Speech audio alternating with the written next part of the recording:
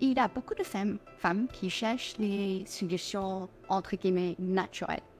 Moi aussi, dès que je peux faire l'option naturelle. Mais pour moi, dans le naturel, les choses les plus importantes dans le naturel, c'est le sommeil, de bien manger et de l'exercice. Ça, c'est les premières choses. Mais quand on parle de médicaments naturels, il y a plein qui peut être acheté dans la pharmacie. En général, peu de ces médicaments, peu de ces comprimés ont fait la preuve. Certains peuvent aider avec des symptômes chez certaines femmes, mais il n'y a aucun médicament qui va prévenir les maladies, aucun supplément qui va prévenir les maladies comme l'estrogène va le faire.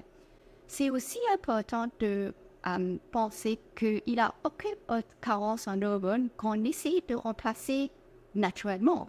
Si un enfant a le diabète, il doit se faire injecter. On ne va pas dire, mon enfant, on va essayer de remplacer ça avec le chromium. Et quelqu'un qui a un problème, une carence de médicaments, de hormones de thyroïde, on ne va pas essayer de remplacer ça naturellement. C'est parce qu'un hormone est quelque chose de crucial dans le corps qui ne peut pas être remplacé par quelque chose de naturel.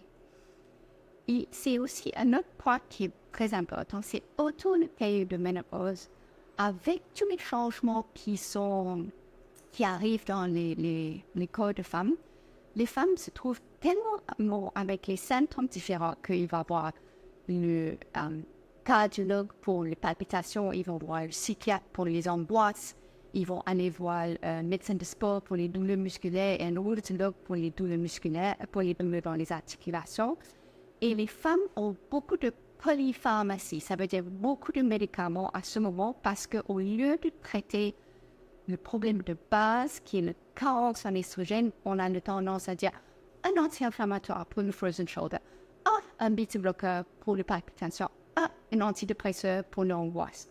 Or, ces symptômes sont souvent, pas tout le temps bien sûr, mais souvent causés par une carence en estrogène. Et si on peut traiter ça par de façon la plus naturelle, ça veut dire remplacer un hormone qui manque par un hormone quasi naturel, c'est mieux de le faire comme ça.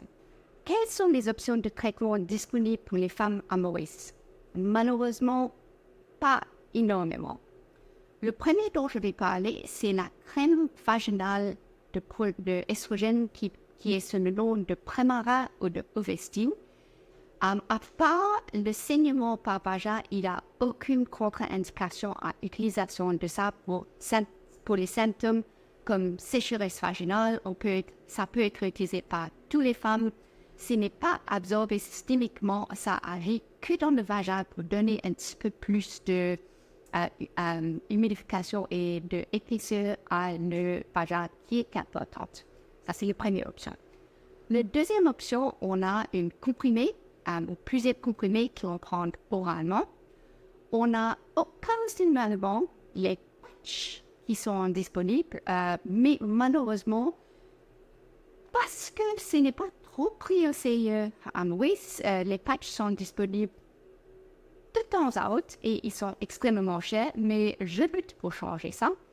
Et la troisième option pour traitement de la ménopause, c'est pour les femmes qui sont incossées, c'est de mettre un stérilet hormonal et puis de traiter avec une crème à base d'estrogène. Pour les femmes qui ont une hystérectomie, c'est plus facile, ils peuvent mettre la crème estrogène directement parce qu'ils n'ont pas besoin de la progestérone avec.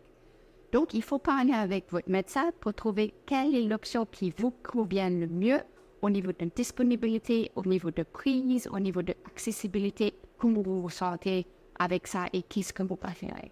Voilà nos options. Alors, mesdames, en conclusion, c'est que la ménopause, c'est quelque chose qu'on va tous passer par là. Ce n'est pas une maladie, mais ça entraîne des symptômes importants. Il faut que vous soyez prise au sérieux et pour le côté symptomatique et pour le côté longévité après. Mais la ménopause n'est certainement pas la fin de notre vie.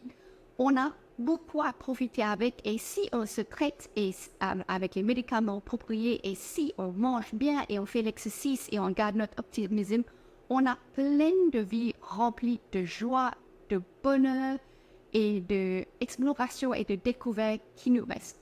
Allons-y profiter. Merci beaucoup pour votre écoute. J'espère que ça a été utile et que vous avez appris quelque chose. au revoir et bonne chance et profitons-en de la deuxième partie de notre vie.